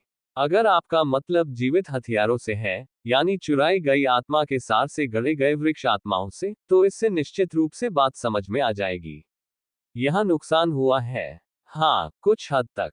मैं देख रहा हूं कि उनमें से कुछ की जीवन शक्ति बहुत ही बेरहमी से छीन ली गई है, लेकिन ऊंचाई को देखकर लगता है कि यही वो तलवार है जिसे बिज्जू चला रहा है। घावों का, केवल उन्हीं लोगों की आत्माएं क्षतिग्रस्त नहीं हुई हैं जिन्हें दानव स्वामी ने मार डाला था। पहरेदार ने निराशा से अपना सिर हिलाया। वह किस तरह की लड़ाई से चूक गया? क्या दानव स्वामी ही संयम दिखा रहा था? लेकिन उसने ये जरूर गौर किया कि एल्फ ने अपने द्वारा मारे गए लोगों को आत्मा को क्षति पहुंचाए बिना मारे गए लोगों में शामिल नहीं किया, इसलिए वह उनके प्रति काल से कम दयालु नहीं थी। ओह, मुझे नहीं लगता कि लड़ाई खत्म हो गई है। मेरे मन में एक आवाज कह रही है कि अब चीजें और भी दिलचस्प होने वाली हैं। येवान ने उन्हें बताया। ओथब्रिंगर ने खुशी से मुस्कुराया। जब भी यह आदमी उसे बुलाता था, कुछ न कुछ मजेदार होता था। पहले तो उसे नरसंहार से लड़ने का मौका मिला, अब वे बाजार के बीचों बीच बेवकूफों का कत्लेआम करने वाले थे। वो भी आम नागरिकों की मौजूदगी में। निर्दोष लोगों की रक्षा करने की अतिरिक्त चुनौती ने इस मुकाबले को सार्थक बना दिया। अगर कोई बड़ी मुसीबत आने वाली है, तो शायद हमें तुम्हें घर वापस भेज देना चाहिए। लड़ाई में शामिल होने के लिए तुम अभी थोड़े छोटे हो। लड़ाई आमतौर पर सिस्टम एक्टिवेट होने के बाद ही शुरू होती है, काल ने कहा। कारा ने सिर हिलाया। उसे सीधे वापस मत भेजो। वे तुम्हारे द्वारा टाइनी वर्ल्ड का पर्दाफाश करने का इंतजार कर रहे हैं। मैं लगभग इसकी गारंटी दे सकती हूँ। ये बात समझ में आती है। वे कैप्टन के स्टोरेज रिंग्स की तलाश में थे, जो एक तरह की पॉकेट डायमेंशन थी। इसलिए वे संभवतः इसी तरह के सभी जादू का पता लगाने की कोशिश कर रहे होंगे, और अगर काल अभी टाइनी वर्ल्ड का द्वार खोल दे तो उन्हें वह पता चल जाएगा। तो क्या आपको लगता है कि हमें किसी खुली जगह पर चले जाना चाहिए? काल ने कप्तान से पूछा। हाँ, यह अच्छा विचार है। कोई उन शवों को इकट्ठा करे जिन्हें पुनर्जीवित नहीं किया जा सकता और किसी को पूछताछ के लिए वापस लाए। मैं जहाज से दूर खाली मालवाहक क्षेत्र में चला जाता हूँ, कप्तान ने आदेश दिया। कारा ने येवान को एक कपकेक दिया, और छोटा ड्रैगन खुशी खुशी उसे चबाते हुए काल के कंधे पर सवार होकर अगली संभावित लड़ाई के स्थल की ओर चल पड़ा। उसने एल्फ वाला टेस्ट भी पास कर लिया, जो रैमी और लोट्स के बीच एक विशेष सहयोग था जिससे लक्ष्य की पुनर्जीवन दर बढ़ जाती थी, और समूह अपरिहार्य हमले के लिए खाली कार्गो स्टेजिंग एरिया में इंतजार करने लगा। येवान ने अपने पंजों पर गिनती शुरू की, 4.3, 2, 1.1, 1.1, और वह आ गया। उनके सामने दो सिद्ध पुरुष योद्धा प्रकट हुए, जिनकी तलवारें तनी हुई थीं। यह मत सोचो कि तुम आज न्याय से बच जाओगे, नए आए व्यक्ति ने तिरस्कार से भरे स्वर में घोषणा की। एल्डर मेलकम जहाज के चालक दल के साथ दौड़कर वहां पहुंचे, लेकिन उन्होंने पाया कि एक ऐसी बाधा ने उन सभी को खुले मैदान में जाने से रोक दिया था जिसे वह आसानी से तोड़ नहीं सकते थे। अब वह सबसे शक्तिशाली एल्डर्स में से एक नहीं था, लेकिन वह एक उन्नत अमर था, और उसके स्तर के किसी व्यक्ति द्वारा बनाई गई बाधा को तोड़ना इतना मुश्किल नहीं होना चाहिए था, जैसा कि ये दोनों थे। जिसका मतलब था कि यह संभवतः सर्वोच्च श्रेणी की कलाकृति थी, और काल मुसीबत में था। या फिर कुछ परेशानी जैसी बात। एल्डर को इस बात पर बहुत कम भरोसा था कि काल वास्तव में कोई लड़ाई हार जाएगा, भले ही वह पूरे एक स्टेज से भी ज्यादा पीछे क्यों ना हो। तुम मेरे नन्हे ड्रैगन को नहीं ले जा सकते, काल ने पलटवार किया, जबकि येवान जोर जोर से हंस रही थी। दोनों अमर प्राणियों ने इसे व्यक्तिगत अपमान के रूप में लिया, जबकि एल्फ ने मान लिया कि छोटे ड्रैगन ने इस युद्ध के परिणाम का पूर्वाभास कर लिया था, और उसे केवल अच्छी बातें ही दिखाईं। काल ने अपनी पूरी ताकत जुटाकर युद्ध क्षेत्र को मरे हुए लोगों से घेर लिया, और फिर ड्रैगन को कारा को सौंपने से पहले बिल्ली दानव के रूप में परिवर्तित हो गया। इसे मेरे लिए सुरक्षित रखना, और उसके चेहरे से बर्फ पोंछ देना। अमर लोगों ने उपहास उड़ाया। वे मरे हुओं की सेना से कहीं अधिक शक्तिशाली थे, इसलिए उन्होंने इसे जरा भी गंभीरता से नहीं लिया। केवल जब काल ने सभी को अनंत बिजली से ढक दिया, तब जाकर उन्हें एहसास हुआ कि शायद यह उनके पक्ष में नहीं जा रहा है। बस उन्हें मार डालो, दूसरे ने रक्षात्मक कौशल की एक श्रृंखला को सक्रिय करते हुए जोर देकर कहा। कारा ने येवान को काल के एपिक गार्ड, ट्रियंट ड्रॉइड हत्यारे को सौंप दिया, जो देखने में हैंडक्लॉ के परिपक्व रूप जैसा दिखता था। एपिक गार्ड ने बस कंधे उचकाए और येवान को अपनी छाती से लगाकर लड़ाई देखने लगी। मुसीबत आने पर वह शैडो सटेप का इस्तेमाल कर सकती थी, इसलिए छोटी बच्ची को संभालने के लिए वह एक अच्छा विकल्प थी। भले ही उसे इस बात का बिल्कुल भी अंदाजा न हो कि क्या हो रहा है। वह काफी समय से बाहर नहीं निकली थी। अब अचानक वहां नन्हे ड्रैगन थे, और अमर लोग उन्हें मारने की कोशिश कर रहे थे। लेकिन अब वह भी अमर हो चुकी थी, जो अच्छी बात थी। अपने रूपांतरित रूप में काल उन दोनों मनुष्यों से कहीं अधिक लंबा दिख रहा था, जो अब उसे ऐसे देख रहे थे मानो उन्हें कोई बड़ा रहस्योद्घाटन हो गया हो।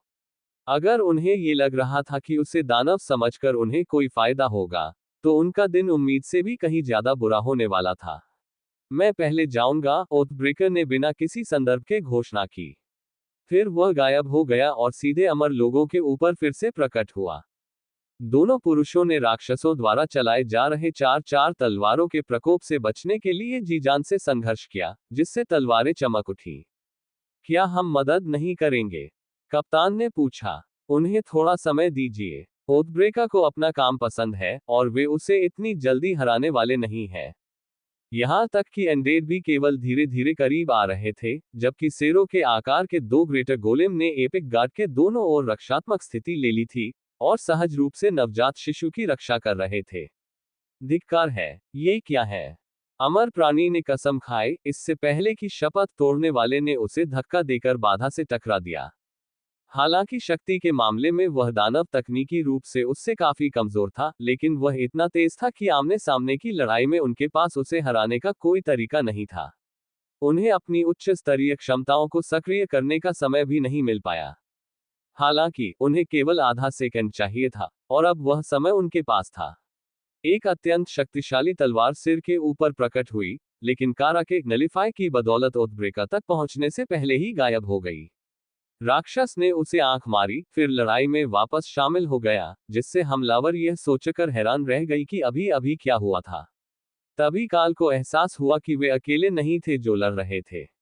बैरियर के बाहर भीषण लड़ाई चल रही थी, और उसे इसकी जानकारी ही नहीं थी। मैंने उन्हें इसलिए देखा क्योंकि रास्ते में मरे हुए लोग थे।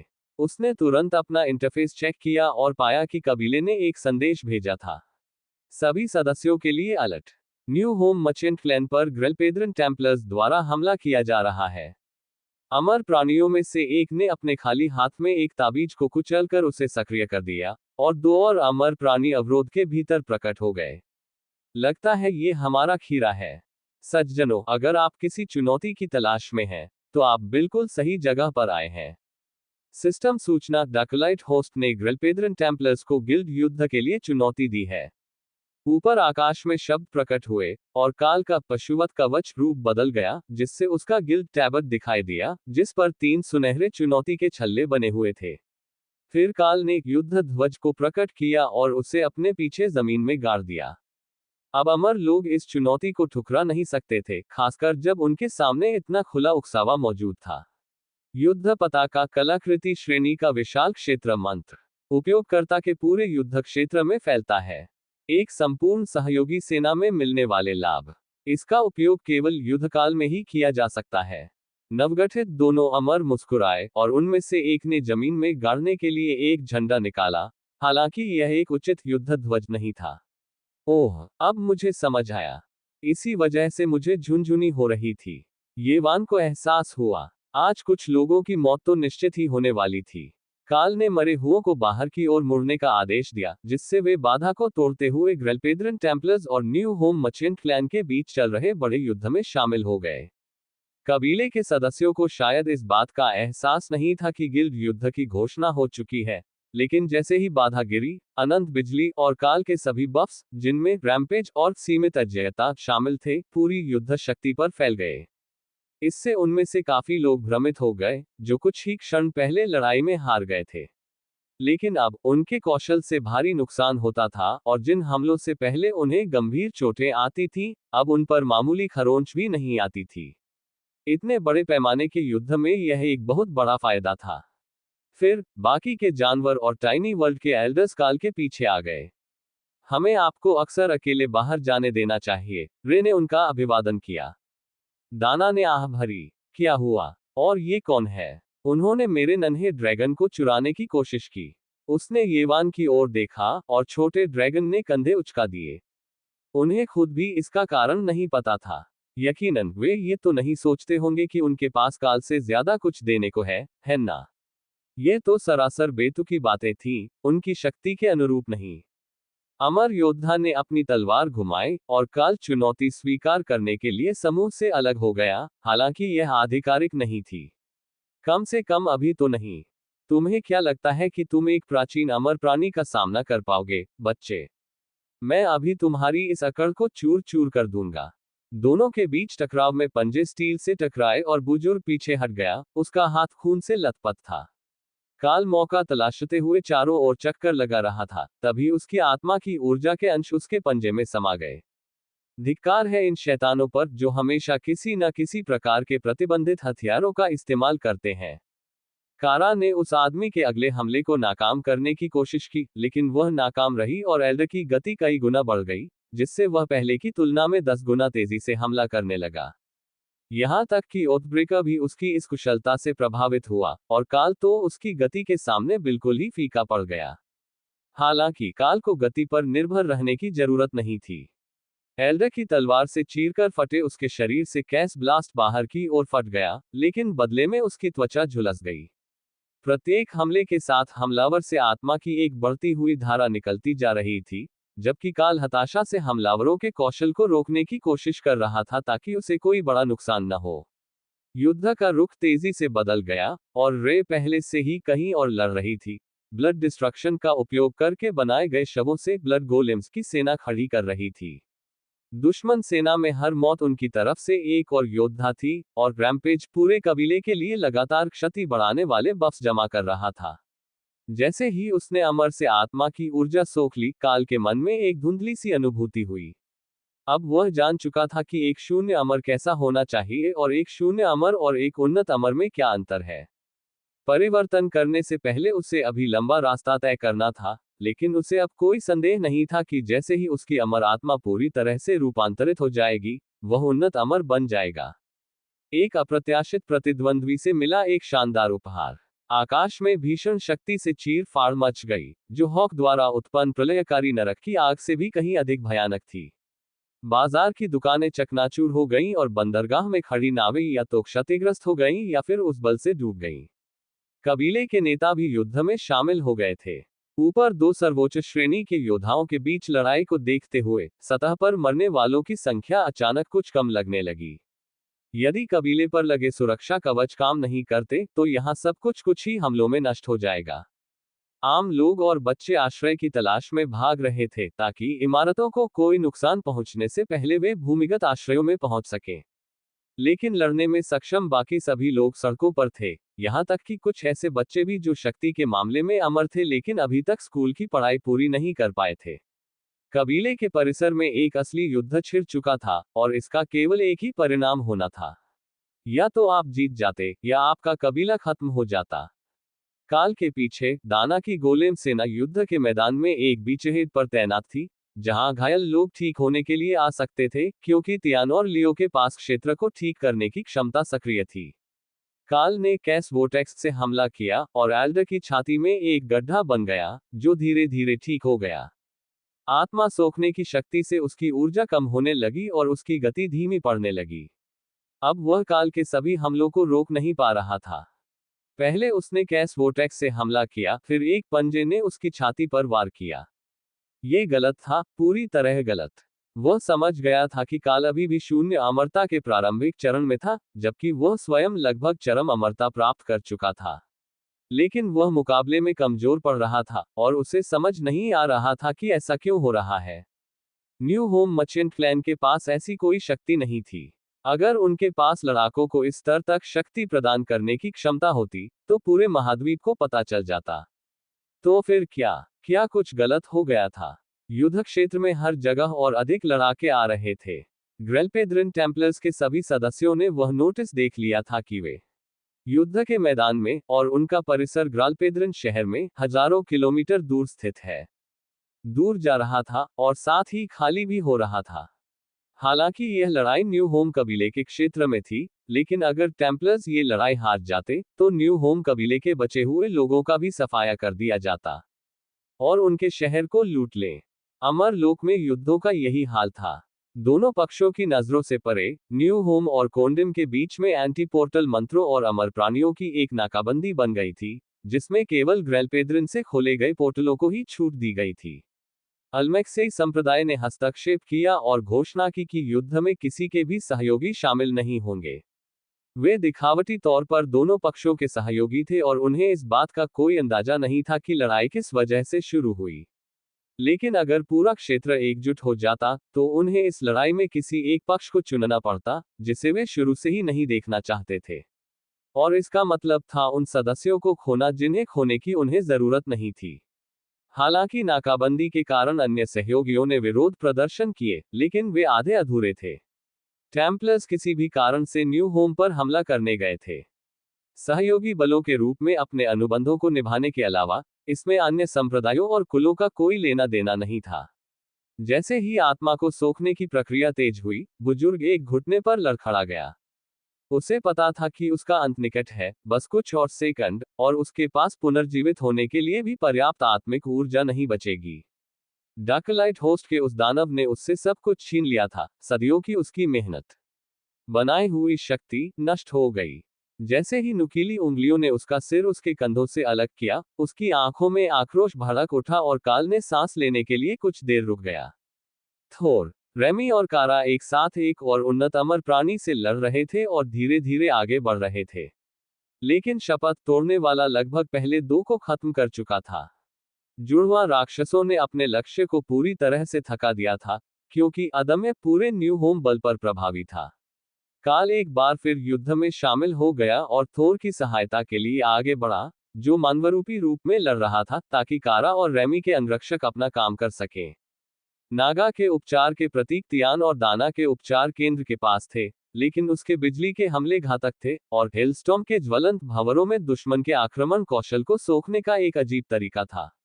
युद्ध क्षेत्र में न्यू होम मर्चेंट क्लैन का प्रत्येक सदस्य वॉर बैनर के लाभों के कारण अपनी क्षमताओं से लगभग एक रैंक ऊपर तक लड़ने में सक्षम था। केवल शीर्ष स्तर पर, यानी एसेंडेड इमोर्टल्स में, उनके सबसे शक्तिशाली योद्धाओं के साथ यह अंतर कम होना शुरू हुआ, और उस श्रेणी में न्यू होम मर्चेंट क्लैन दुर्भाग्यवश संख्या में कम पड़ गया था। उनमें से सबसे दुर्जय, जैसे कि अमरता के शिखर पर स्थित फोर्शम जैसे बुजुर्ग, संतुलन को बदल रहे थे, एक ही समय में 4 या 5 कमजोर बुजुर्गों से लड़ रहे थे। लेकिन फिर भी ये सत्ता में मौजूद अंतर की भरपाई करने के लिए पर्याप्त नहीं था। ऊपर हो रही लड़ाई ही वह चीज थी जो इन सब को बदलने वाली थी। काल द्वारा युद्ध की घोषणा से उत्साहित होकर कबीले के नेता ने विरोधी कबीले के नेता को घूर कर देखा, जो एक घिनौना आदमी था जिसने अपने नीच रवैये से अपने संप्रदाय की हर महिला को भगा दिया था। या फिर कबीले की मुखिया नेरिसा की उनके बारे में यही राय थी। लेकिन सच्चाई यही थी कि उसका कबीला पूरी तरह से पुरुषों का था और पूरी तरह से घृणित था, इसलिए उसके गलत होने की संभावना बहुत कम थी। आओ मेरे कबीले में शामिल हो जाओ, हमें एक नई नौकरानी की जरूरत है, उसने ताना मारा, हालांकि वह देख सकती थी कि वह समय बिताने के लिए ऐसा कर रहा था, क्योंकि वह ये समझने में असमर्थ था कि उसके घाव क्यों नहीं भर रहे थे। तुम पहले ही हार चुके हो और तुम्हें पता भी नहीं है। तुम्हें छुए बिना ही हार रहे हो। निरसा हंसी, फिर उसने नीचे की ओर इशारा किया, जहां काल ने अभी अभी एक एल्डर को मार गिराया था और एक रत्न पर कुछ उकेर रहा था। प्राचीन ज्ञान के अनुसार काल अपने द्वारा या अपने द्वारा बुलाए गए किसी एक कौशल को पूरी टोली में स्थानांतरित कर सकता था, और युद्ध की स्थिति में संपूर्ण गिल्ड को एक ही हमलावर टोली माना जाता था। इसलिए उसने कबीले को कायाकल्प उपहार में देने का फैसला किया, जो कि क्षेत्र को ठीक करने की क्षमता है, जिससे लियो काफी लगाव महसूस कर रहा था। रेमी द्वारा उपयोग किए जाने वाले हीलिंग टोटेम के विपरीत, इसका प्रभाव क्षति से नहीं रुकता था, और इसकी मैना लागत तियान की होली लाइट या सेक्रेड हील क्षमताओं की तुलना में बहुत कम थी। नन्हे लोमड़ी ने उन दोनों को सक्रिय कर रखा था, लेकिन असल फर्क उसके द्वारा वीणा पर प्रेरणा बजाने से पड़ रहा था। कम से कम इस स्थिति में, जहां सैकड़ों कबीले के सदस्यों के पास क्षेत्र को ठीक करने वाले मंत्र सक्रिय थे, जिससे सभी को लगातार स्वास्थ्य मिल रहा था। योद्धाओं के लिए वह एक शानदार दिन था, क्योंकि उन्हें अपनी संचित ऊर्जा का पूरा उपयोग करने की आवश्यकता शायद ही कभी पड़ी। वे इसे इतनी तेजी से खर्च नहीं कर पाते थे, सिवाय इसके कि जब वे दुश्मन के रक्षकों पर अंधाधुंध हमले कर रहे हो। उपचार मंत्र का होना लगभग एक पूरी नई क्लास प्राप्त करने के बराबर था। ग्रालपेद्रन टेम्पलर्स के कबीले के नेता ने ये दृश्य देखकर भौहें चढ़ा ली। न्यू होम मर्चेंट्स ने एक ऐसी शातिर नई तरकीब खोज निकाली थी जिससे वे संख्या और कौशल में कम होने के बावजूद अपने सदस्यों को जीवित रख सकते थे। उन्हें ये समझ नहीं आ रहा था कि वे इतना नुकसान कैसे पहुंचा रहे थे। वह इतनी दूर सिर्फ इसलिए नहीं आया था कि वह कुछ नौसिखियों से हार जाए जो नश्वर लोगों को अमरता के स्तर तक पहुंचा देते हैं, और अमरलोक के निवासियों के बीच मौजूद सामान्य शिष्टाचार की हर बात की अनदेखी करते हैं। नश्वर प्राणी नश्वर ही रहे, उनका उद्देश्य अमर संप्रदायों के सेवक होने से अधिक कुछ भी नहीं था।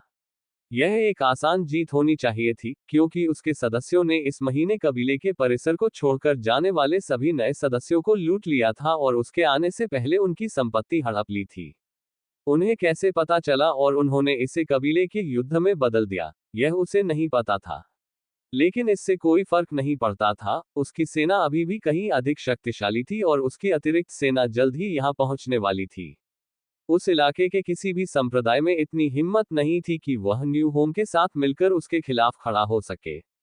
उसे यह जानने का कोई तरीका नहीं था कि अतिरिक्त सैनिक नहीं आ रहे हैं। अल्मेक्सेई संप्रदाय ने फैसला कर लिया था कि इस बार टेम्पलर्स को अपने दम पर जीत हासिल करनी होगी, क्योंकि न्यू होम के गठबंधन उतने कमजोर नहीं थे जितना टेम्पलर्स संप्रदाय के नेता ने मान लिया था। फिर भी पूरे न्यू होम कबीले के लगातार ठीक होने के बावजूद युद्ध के पहले आधे घंटे तक टेम्पलर्स का पलड़ा भारी रहा, क्योंकि ऊपर सर्वोच्च रैंक के कबीले के नेताओं के बीच हुई झड़प ने इमारतों को हिला दिया और 100 किलोमीटर तक के सभी पेड़ पौधों को नष्ट कर दिया। उनकी लड़ाई के दुष्प्रभावों की तुलना में रैमी का सर्वनाश अचानक काफी तर्कसंगत और नियंत्रित प्रतीत होने लगा। हाँ, बाजार तो धराशायी हो गया था, लेकिन ऐसा होना तो तय ही था। इसके अलावा बर्फ अपोकेलिप्स का उपयोग करके हॉक की ज्वालाओं को संतुलित किया गया, जो उस समय लगभग हर जगह फैली हुई थी। डार्क फ्लेम फीनिक्स की सटीकता अद्भुत थी, और वह आक्रमणकारियों पर ज्वाला में उल्कापिंडों से ऐसे प्रहार कर रहा था जैसे वह उन्हें फेंक रहा हो। आग के गोले। इस समय जो एकमात्र चीज बची हुई थी, वह कबीले के परिसर का आंतरिक भाग था, और वह भी नामात्र का ही था। बाहरी अवरोध किसी समय विफल हो गए थे, लेकिन कुछ इमारतों और कबीले के मूल ढांचे पर बने आंतरिक अवरोध अभी भी मजबूती से टिके हुए थे। रैमी ने इसमें मदद करने के बारे में सोचा, लेकिन उसे अवरोधों के नियंत्रण के बारे में पता नहीं था, और अगर उसे पता भी होता तो अकेले रैमी उन अवरोधों को बनाए रखने के लिए पर्याप्त नहीं थी। जब दर्जनों अमर उस पर हमला कर रहे थे, तब उसने अवरोध खड़ा कर दिया, और उसे समय लग रहा था। कबीले के नेताओं के बीच हुई लड़ाई से होने वाला द्वितीयक नुकसान। सौभाग्य से उन्होंने अपनी इमारत के ऊपर अतिरिक्त अवरोध लगा रखे थे ताकि अजनबियों से उनके अपार्टमेंट में कोई परेशानी न हो। अल्मेक्सेई संप्रदाय के संप्रदाय प्रमुख असहाय होकर देखते रहे, जब सर्वोच्च सदस्यों का एक समूह उनकी ओर बढ़ा। पंथ के नेता, क्या आपको नहीं लगता कि हमारे सहयोगियों का समर्थन करने के अधिकार से हमें वंचित करना कुछ ज्यादा ही कठोर है? तुम हम में सबसे ताकतवर हो सकते हो, और इस क्षेत्र के सबसे ताकतवर कबीले भी, लेकिन तुम हम सबका मुकाबला नहीं कर सकते। हमारे अपने गठबंधन हैं, और हम टेम्पलर्स को उनके द्वारा व्यवस्था को बहाल करने के प्रयासों में सहायता करने जा रहे हैं। ठीक है, अगर यही तुम्हारी इच्छा है, लेकिन ध्यान रखना कि अगर तुम अंदर आओगे, तो मैं न्यू होम क्लैन के सहयोगियों को भी अंदर आने दूंगा। अल्मेक्सेई संप्रदाय इस संघर्ष के दोनों पक्षों से संबद्ध है, और इसलिए वह इस लड़ाई से दूर रहेगा। उन्होंने फैसला किया कि इस क्षेत्र में होने वाली आसन्न तबाही में अपार संभावनाएं मौजूद हैं। यदि इन सभी कुलों के शक्तिशाली सदस्य, या यहां तक कि उनके कुछ कुल प्रमुख भी मारे जाते, तो वह अपनी सेना का नेतृत्व करते हुए और भी अधिक क्षेत्र पर कब्जा कर सकता था, और पूरे क्षेत्र में संप्रदाय के शाखा कार्यालय स्थापित कर सकता था। यह इस दशक के लिए संप्रदाय के लक्ष्यों की उनकी रणनीतिक सूची में शामिल नहीं था, लेकिन अगर उन्हें यह अवसर इतनी मजबूती से दिया गया था, तो उनके पास इसे अस्वीकार करने का कोई कारण नहीं था। नहीं, कबीले के नेताओं ने अपने हाथ ऊपर उठाए और अपनी सेना की ओर आगे बढ़ो का इशारा किया, फिर अल्मेक्सेई संप्रदाय के नेता को पीछे छोड़ते हुए दूर चले गए। अच्छा नेरिसा, तुम पागल औरत, मुझे उम्मीद है कि तुम्हारे पास इसके लिए कोई योजना होगी क्योंकि तुम्हारे सहयोगी इस सेना के मजबूत पक्ष में नहीं हैं, उसने बुदबुदाते हुए कहा, और फिर रक्षात्मक पंक्ति को देखने में वापस लग गया। कम से कम वह उन लालची लोगों को तो दूर रख सकता था जो सिर्फ बदले की भावना से काम लेना चाहते थे। युद्ध के मैदान में रे मुस्कुराई क्योंकि उसकी ब्लड डिस्ट्रक्शन स्किल ने उसे दर्जनों और अमर रैंक के गोलेम दे दिए थे। उन्हें मिल रहे बोनस ने उन्हें एक अजेय शक्ति में बदल दिया था, और टेम्पलर्स के चेहरों पर दिख रहा खौफ, जब उनके अपने ही सहयोगी मारे गए और फिर उन पर ही हमला कर दिया, तो ये सुनिश्चित करने के लिए किए गए हर प्रयास के लायक था कि ब्लड डिस्ट्रक्शन की अंतिम प्रहार करे। हालांकि एक दो बार में उन्हें खत्म न कर पाने की बात निराशाजनक थी, लेकिन गोलेमों को इतना अच्छा प्रतिसाद मिल रहा था कि वह खुद को रोक नहीं पाए। फिर नए लोगों की एक पूरी लहर आने लगी। उन सभी ने नीले रंग की पट्टी बांध रखी थी, जो किसी न किसी के प्रति उनकी निष्ठा को दर्शाती थी। लेकिन रे को तब तक पता नहीं था कि वे किसके पक्ष में हैं, जब तक कि उन्होंने टेम्पलर्स की सहायता करना शुरू नहीं कर दिया। इसका मतलब था, नमस्कार नए दोस्तों, क्या आप मेरी कला प्रदर्शनी में शामिल होना चाहेंगे? मैंने इसे टेम्पलर्स ऑन आइस नाम दिया है।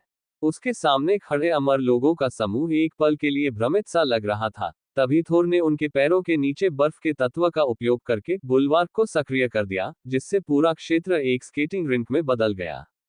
रे के नुकीले पैर आसानी से चिकनी सतह में धंस गए, और वह अपने गोलेमों के साथ आगे बढ़ी, फिर असली हमला शुरू करने के लिए एक निराकार रूप में गायब हो गई।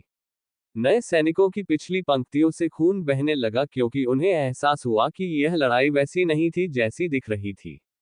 हालांकि उनकी संख्या अधिक होनी चाहिए थी और उन्हें न्यू होम क्लैन को लगभग 5 गुना आसानी से हरा देना चाहिए था, लेकिन न्यूबीज ऐसे लड़ रहे थे जैसे उन पर किसी भूत का साया हो, और यहां तक कि उनके सबसे युवा सदस्य भी अपने से कहीं ऊंचे दर्जे के लड़ाकों को मार गिरा रहे थे। ये सर्वविदित था कि रक्षक हमेशा अंतिम क्षण तक अपनी पूरी ताकत से लड़ेंगे, जब तक कि बचे हुए लोग भाग नहीं जाते, लेकिन यह मामला एक अलग ही स्तर का था। मुख्य युद्ध क्षेत्र के ऊपर आकाश में कबीले की नेता नेरिसा ने नए अवरोध खड़े किए और ये तय करने की कोशिश की कि क्या उसे पीछे हटने का संकेत भेजना चाहिए या न्यू होम कबीले को खुद ही ये तय करने देना चाहिए कि कब भागना है। क्षेत्र की अन्य सर्वोच्च शक्तियों के आगमन के बाद कबीले के नेताओं के बीच की लड़ाई अब 7 सर्वोच्च शक्तियों बनाम एक सर्वोच्च शक्ति में बदल गई थी। उसके लिए तो जीतने की कोई संभावना ही नहीं थी, और एक बार जब वह युद्ध में मारी गई तो कोई भी उसकी जगह नहीं ले सकता था, चाहे कितने भी शक्तिशाली रक्षक मौजूद हो। वह अभी अपनी अंतिम लड़ाई के लिए खुद को तैयार ही कर रही थी कि तभी उसके बगल में हवा फट गई, और काले और सफेद वस्त्र पहने 10 सर्वोच्च श्रेणी के मनुष्यों का एक समूह उसमें से बाहर निकला। डार्कलाइट होस्ट ने एक बार फिर युद्ध का ध्वज फहराया है, और हम आ गए हैं। समूह की नेता, एक युवा किशोरी जैसी दिखने वाली एल्फ लड़की ने अपनी अपार शक्ति के बावजूद घोषणा की। एक पल के लिए किसी को समझ नहीं आया कि वह क्या कहना चाहती थी। फिर उन्होंने युद्ध के केंद्र में झंडा देखा, जो शांत वातावरण के बीचों बीच गर्व से खड़ा था, चारों ओर लाशों से घिरा हुआ था। इसमें वही काला और सफेद प्रतीक चिन्ह था, जिसके विभाजित क्षेत्र पर 2 ड्रैगन बने हुए थे, जो कि नई सुप्रीम्स की पोशाकों पर बने प्रतीक चिन्हों में थे। किस तरह के कबीले ने नए घर का समर्थन किया था कि वे 10 सर्वोच्च सदस्यों को मैदान में उतार सकते थे, जिनमें से एक के पास भी कबीले के नेता का टैग नहीं था। नाम। लेकिन नेरिसा के मन में कुछ और ही सवाल थे। जैसे काल को कितना मजबूत समर्थन प्राप्त था कि जब उसने अपना युद्ध ध्वज उठाया तो ये लोग उसकी सहायता के लिए आ गए। वे उसे और उसके दोस्तों को निकालने नहीं आए थे, वे तो युद्ध में शामिल होने आए थे। कबीले के नेताओं ने कोई कसर नहीं छोड़ी। अगर उन्होंने इस नए समूह को तैयारी करने का समय दिया तो उन्हें हराना और भी मुश्किल हो जाएगा। उनकी लड़ाई के बीच काल ने दुश्मन को उपचार क्षेत्रों से दूर रखने के लिए जी जान से संघर्ष किया। वे दाना और पुरोहितों तक पहुंचने के लिए जोर शोर से प्रयास कर रहे थे, जो उस क्षेत्र में उपचार के लिए एकत्रित हुए थे, जिसके लिए कायाकल्प प्रभाव से कहीं अधिक उपचार की आवश्यकता थी। पूरे युद्ध क्षेत्र में अपनी इस बढ़त के बावजूद ऐसी हजारों चोटें थीं और सैकड़ों और लोगों को पुनर्जीवित करना बाकी था। दोनों पक्षों ने युद्ध क्षेत्र में उपचार शिविर स्थापित कर रखे थे, और रे ने उसने दुष्टों की एक टीम बनाकर दुश्मन के उपचारकों की ओर बढ़ने का प्रयास किया। लेकिन उनके और उनके लक्ष्य के बीच इतने सारे अमर प्राणी थे कि उन्हें आगे बढ़ने में काफी समय लग रहा था। हमेशा के लिए। फिर एक तेज चीख ने काल को बताया कि हालात बेहद खराब हो गए थे। गलत। किसी कुशल छुपकर हमला करने वाले व्यक्ति ने सुरक्षा घेरा तोड़ दिया था और उसके विशालकाय गोलेमों पर हमला कर दिया था। उनका निशाना येवान को बंदी बनाए हुए महाकाव्य रक्षक थे, क्योंकि उन्हें लगता था कि येवान ही उनकी समस्याओं का मूल कारण है, क्योंकि वह उस क्षेत्र में एकमात्र ऐसा व्यक्ति था जो कुछ नहीं कर रहा था। यह माना जा रहा था कि वह इलाके के नियमों का पालन कर रहा था, लेकिन असल में वह बिल्कुल वैसा ही था जैसा वह दिखता था। एक अति उत्साहित शिशु जिसका युद्ध क्षेत्र के बीच में होने का कोई कारण नहीं था। एपिक गार्ड की भुजा एक उन्नत अमर प्राणी की तलवार से कट गई, और शेरों के आकार के पहले ग्रेटर गोलेम का पतन हो गया, जबकि येवान को धूल में फेंक दिया गया, उसके पंख से खून बह रहा था। उस छोटे काले अजगर के मन में बस एक ही विचार था, सुरक्षित स्थान पर पहुंचना। और वहां केवल एक ही सुरक्षित स्थान था। काल, नन्हा अजगर एक अमर प्राणी के गिरते हुए शरीर के नीचे से होते हुए उसके बचे हुए रक्षक दूसरे विशालकाय गोलेम के पैरों के बीच से निकल गया, जो उस नन्हे अजगर की रक्षा करने के लिए दृढ़ता से तैनात था। अपनी बांह गंवाने वाले घाव के बावजूद एपिक गार्ड ने एक ही समय में 3 अमर प्राणियों को खदेड़ दिया, जिससे उसे भागने का समय मिल गया, ठीक वैसे ही जैसे उसे तब आदेश दिया गया था जब छोटे ड्रैगन को उसे सौंपा गया था। उस परम पूज्य प्राणी की एक लात से वह संरचना धूल पर फिसल गई, ठीक उससे पहले कि हमलावर दर्द से चीखता हुआ अपना चेहरा पकड़ ले। पसंद आया? मैं तुम्हारी आंखें नोच लूंगा। येवान अपने नए दोस्त का बचाव करते हुए चिल्लाया। एक जोरदार थप्पड़ ने उसे युद्ध के मैदान में दूर तक उड़ा दिया, लेकिन काल की दिशा में, जहां वह किसी भी हालत में जाना चाहता था। काल ने अपने चारों ओर मौजूद दुश्मनों को हाथापाई की लड़ाई से बाहर कर दिया, और फिर छोटे ड्रैगन को पकड़ते ही उसने एक नए एपिक गोलेम को अपने पास बुला लिया। लेकिन इससे पहले कि वह येवान को सौंप पाता, छोटा ड्रैगन गायब हो गया और सबसे सुरक्षित स्थान की ओर निकल गया। काल से जुड़ा एक अलग कमरा, जिसमें घर जैसी खुशबू आती थी। लेकिन वह टाइनी वर्ल्ड में सफलतापूर्वक प्रवेश नहीं कर पाया, बल्कि शून्य में तैरने लगा। ये कहाँ है? ओह, मुझे समझ आया, बाहर तो अंधेरा है। मुझे रोशनी करना नहीं आता। फिर उसके चारों ओर के शून्य में एक सूर्य प्रकट हुआ, और येवान को समझ में आया कि यह कैसे काम करता है। यहाँ कुछ भी नहीं था, काल को ये सब जोड़ना था। कोई बात नहीं, वह जब भी समय मिलेगा, ऐसा कर सकता है। काल ने अपना सिर हिलाया और आह भरी, जैसे ही उसने ऑल थिंग्स आर पेट्स को सक्रिय किया और छोटे ड्रैगन के लिए एक पेट स्पेस बनाया, इससे पहले कि येवान का अलग अलग लोगों के बीच जाने का गलत प्रयास उसे किसी अनजान जगह पर छोड़ दे। ये बाल बाल बचने वाली घटना थी। जब येवान ने उसके साथ विलय करने की कोशिश की तो वह लगभग देवताओं द्वारा शिशु ड्रैगन रखने पर लगाए गए प्रतिबंध को तोड़ ही चुका था। लेकिन उसके पास एक तो था ही, हैन्ना। उसके जानवरों के साथ उसका वैसा रिश्ता तो नहीं था, लेकिन पेट स्पेस में रहते हुए भी वह येवान के सारे विचार समझ सकता था। छोटा ड्रैगन अपनी चोटों से लगभग पूरी तरह ठीक हो चुका था, जो कि बस कुछ खरोंचे और एक फटा हुआ पंख ही थी। लेकिन वह सुरक्षित और जीवित था, और यही उस नन्हे बच्चे के लिए सबसे महत्वपूर्ण था। काल के पास जाना निश्चित रूप से सही फैसला था। काल और एपिक गार्ड इस समय उसकी स्थिति के बारे में कुछ भी करने में बहुत व्यस्त थे, क्योंकि उन पर अमर लोगों ने हमला कर दिया था, जिन्हें पता चल गया था कि उसने काले ड्रैगन को एक अलग स्थान पर छिपा दिया है। अगर वे उसे वहां से वापस निकाल पाते, या उस व्यक्ति को मार पाते जो उस जगह को स्थिर कर रहा था, तो उन्हें यकीन था कि वे युद्ध के मैदान में उसके द्वारा फैलाए गए किसी भी प्रभाव को निष्क्रिय कर सकते थे। हमले के पहले संकेत पर ही उसका पीछे हट जाना इस बात का प्रमाण था कि उन्होंने सही लक्ष्य चुना था, और काला ड्रैगन ही न्यू होम क्लैन की रक्षा सेना में मौजूद असाधारण रूप से मजबूत लड़ाकों का स्रोत था। एपिक गार्ड के समर्थन से काल को केवल एक ही दिशा में लड़ना था। यह एक निश्चित सुधार था, लेकिन इतने सारे नए आरोही अमर प्राणियों की मौजूदगी में यह उन्हें पूर्ण लाभ दिलाने के लिए पर्याप्त नहीं था। इससे भी बुरी बात यह थी कि हैंडक्लॉ और चैंपियंस की तलवार, जो अब थोर के कब्जे में थी, द्वारा उस पर आत्मा की ऊर्जा की बाढ़ आ रही थी। उसने ये हथियार कारा को दिया था, लेकिन जाहिर तौर पर उसने फैसला किया कि उसे इसकी जरूरत नहीं है, या वह किसी दूसरे हथियार का इस्तेमाल करना चाहती थी। काल को ठीक से पता नहीं था कि उसने आत्मा चुराने वाला हथियार उस विशालकाय जीव को दे दिया था। बेजर शहर में था, और डार्कलाइट होस्ट की एक अतिरिक्त टुकड़ी द्वारा बुलाए गए सेराफिम की एक पूरी इकाई की सहायता से शेष इमारतों को आक्रमणकारियों से बचा रहा था। वे सभी सर्वोच्च रैंक के थे, और गुणवत्ता में एक महाकाव्य गोलेम के समकक्ष थे। उनके पास कौशल था, और वे उड़ने में माहिर थे। इतना ही नहीं, उनके पास इमारतों की रक्षा के लिए रक्षात्मक अवरोध भी थे, और बड़ी बड़ी तलवारें थीं जिन्हें रे हासिल करना चाहती थी। आगे बढ़ो सेराफिम, व्यवस्था फैलाने का समय आ गया है, कारा ने घोषणा की, जिससे उसके सबसे नजदीक मौजूद सेराफ हंस पड़ा। अगर बेजर किसी चीज को फैलाने वाला था भी, तो वह किसी भी तरह से तय या विनियमित नहीं था। वे व्यवस्था के प्राणी थे, और उन्हें उनके सम्मानकर्ता द्वारा इस स्थान को सुदृढ़ करने के लिए भेजा गया था, ताकि डार्कलाइट होस्ट के सहयोगियों के पास युद्ध के बाद लौटने के लिए कोई जगह हो। लेकिन उन्हें इस बात पर जरा भी भरोसा नहीं था कि बेजर उनके साथ एक ही सोच रखता है, भले ही उनके लक्ष्य एक ही हो। सौभाग्य से उन्हें ज्यादा कुछ करना नहीं पड़ा। वे शहर पर हमला करने वालों से कहीं अधिक शक्तिशाली थे, और इसी वजह से वे अपने निर्धारित क्षेत्र पर कब्जा बनाए रख सकते थे, बिना अपने समरण को बदलने की जरूरत के। सब कुछ इतना अच्छा चल रहा था कि इस बात से कोई फर्क नहीं पड़ता था कि वे बिज्जू की योजना का पता नहीं लगा पा रहे थे। लेकिन वह उन्हें किसी तरह की परेशानी नहीं दे रही थी, इसलिए उन्होंने कारा को अपनी मर्जी से घूमने दिया। बेजर का एक लक्ष्य था। अधिकांश इमारतें नष्ट हो चुकी थीं, और दुश्मन के अमर सैनिक इस स्थिति का फायदा उठाने की कोशिश कर रहे थे।